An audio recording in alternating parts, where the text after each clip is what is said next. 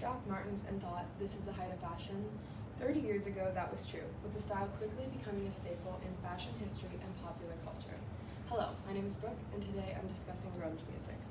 As Perry Grossman notes in his work, Identity Crisis, The Dialectics of Rock, Punk, and Grunge continues the trend back to mainstream attire, with less dark, heavy overtones and greater incorporation of color and light tones. Some adopted a more bohemian look. Others borrowed heavily from rural influences, adopting plaid flannel shirts and work clothes. Despite the purely social and cultural impacts of grunge, looking at the movement, the musical genre was a long time coming. Grunge music is rich with the influences of its predecessors, dating back to the 1960s. Despite the there is a general consensus in the music industry of punk's influence on the grunge sound and attitude. Musicians, researchers, and record labels all attest to the lengthy evolution of grunge before hitting the mainstream. The grunge sound originated in 1980 Seattle, Washington, pulling heavily from the contemporary punk scene's music and culture. The impact of grunge on society remains evident after its respective time in the spotlight. As only 2 out of 16 respondents knew, Seattle is the famous home of grunge. Behind me, I have brought some of my own clothes to provide you with the fashion popularly associated with grunge. Baggy, oversized cargos were the rage. Converse, Doc Martens, and graphic band tees were staples. Here, I have a vintage Nirvana t-shirt. The origin story and background of the grunge music genre. Possessing an understanding of punk culture's impact on grunge is important.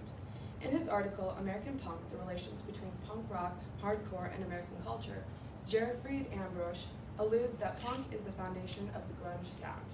The basic punk rock sound had first reached mainstream, namely through the Seattle grunge band Nirvana. The unprecedented success of Nevermind opened the gates for an armada of bands who, like Nirvana, had their roots in the punk culture. Nevermind was Nirvana's breakthrough album, containing hits like Smells Like Teen Spirit and Come As You Are. To understand why punk music and attitude gained relevance, its time of foundation are important. According to Ambrosch, post-World War II America was obsessed with the idea of idyllic suburban life. In other words, suburbanism and the cliches of white middle-class teenage rebellion were integral to the forging of American punk. With political and cultural tensions throughout the late 1900s, punk culture established a unique identity. Grossman states how the evolution of the grunge sound can be documented via the transformations of the punk sound. According to Grossman, the American punk scene had roots in psychedelic and experimental rock. Musically, the development of grunge emerged from the blending of punk and hardcore energy with pop and punk melodies. According to Trash Theories, before Nevermind, How Grunge Became Grunge video, the influence of the punk band Black Flag is undeniable. Black Flag's 1984 album, My War, set the stage for similar bands to slow their sound, eventually birthing the grunge sound. This typically underground form of music began to gain attention from record labels in the mid-'80s with native Seattle bands such as Green River, Mudhoney, Mother Love Bone, Malfunction, and Soundgarden. The embrace of pop music by Kurt Cobain's Nirvana set them apart from other groups. Now that you have a general understanding of grunge music's background and the evolution of its sound, let's address the societal ramifications of grunge's explosion, the prominence in popular culture at the time and now.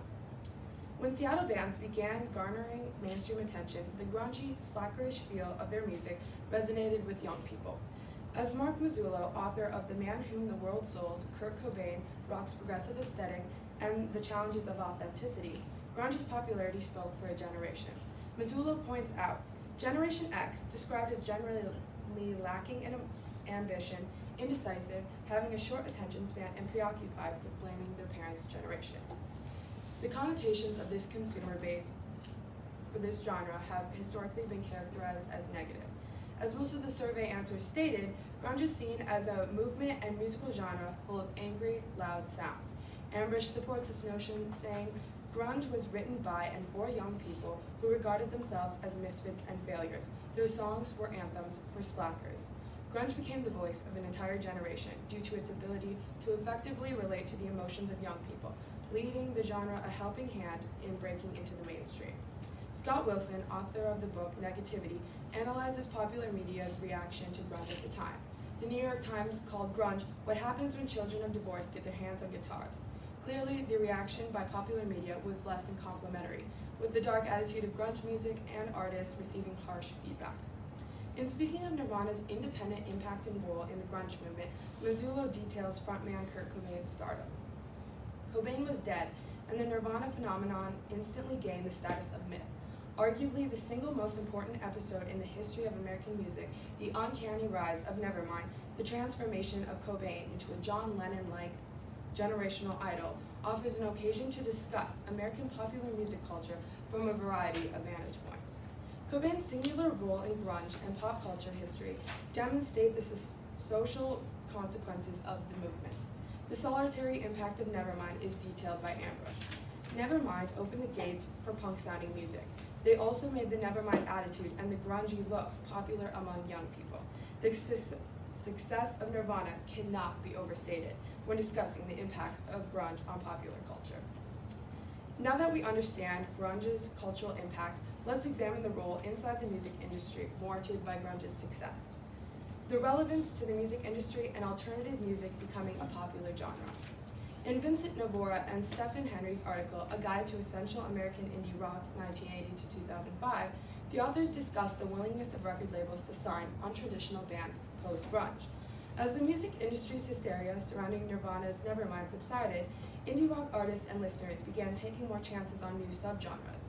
The recordings display the ongoing desire to find a new Nirvana. Record labels were attempting to cater to an emerging audience market and capitalize on the explosion of the genre. In addition to the impact on musical institutions, artists also felt the impact of grunge's popularity. Novara and Henry add that artists explored new ways to expand upon the innovations of their predecessors, which led to the efflorescence of what came to be called post-rock.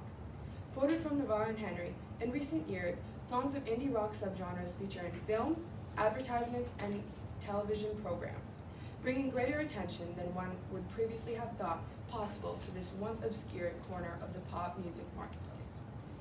The sounds of alternative music began to evolve as the genre became more widely accepted. The immediate impacts of grunge in the late 90s led to what we now call post-grunge, but lasting impacts are evident throughout indie music. Hailing from Seattle, Washington in the mid-1980s, grunge possesses a unique sound, largely influenced by the punk scene at the time. The lasting impacts of grunge's moment in the spotlight remain relevant. In a time of musical revolution, the influence of grunge on the music industry is as important as ever. Thank you for listening to my speech.